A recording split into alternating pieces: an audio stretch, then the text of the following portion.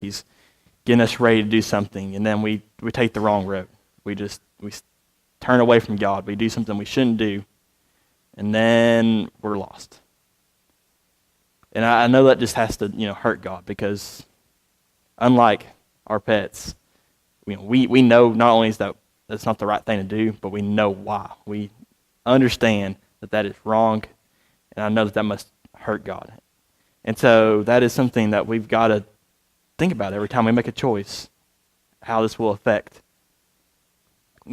God's feeling for us. He's going to always love us, but we don't want to hurt God. So, we're still going to mess up, and that's always going to happen. And so, how blessed are we that Jesus Christ came to save us? And more, equally importantly, is saving us, is showing us how to live in the image of God. Because we were kind of lost at that point, and we need somebody to focus us in, show us how to live in the image of God, how to be like Him. And who better than God Himself? So as God's teaching us to be more like Him, and we grow in faith. The people, His followers, were healed. They felt peace. They were always blessed in some way. And this still continues today. Why should we be following the image of God? Why should we follow God? Because we're not complete without Him. Nobody in this room right now can turn away from God just a little bit, not even just a little bit, and be okay. Because as soon as you do, you're going to start hurting. You're going to not have that peace. You're going to start running into issues.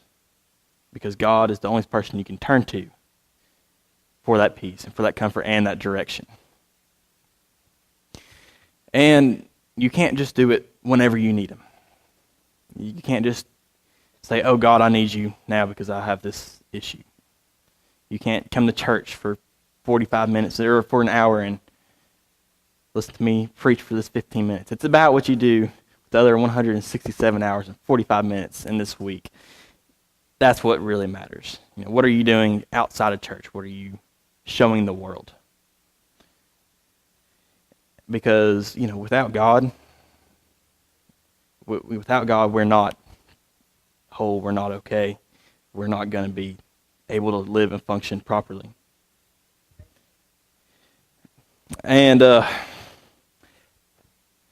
as we rise for our closing hymn, I want everybody to remember this, that if every Christian lived in the image of God and followed God like we should, then the image of Christianity and God to all those who do not believe and do not yet believe would be radiating with God's love and power in such a robust, compelling way that no one could shield their eyes from the truth. And I would like you to just remember that today. That if we all come together, everybody in this church, in this town, in this country, and in this world, if we would come together and actually act in the image of God like we are supposed to, and we're all guilty of not doing that, but if we would all act that way, then as a single unit, we would be more powerful and more, radiating that power out to those who don't yet believe than anybody else on this earth. And it would be great. It would be love and grace throughout the world. Okay, now please rise as we sing Sweet Hour of Praise, which is number 496 in our hymnals.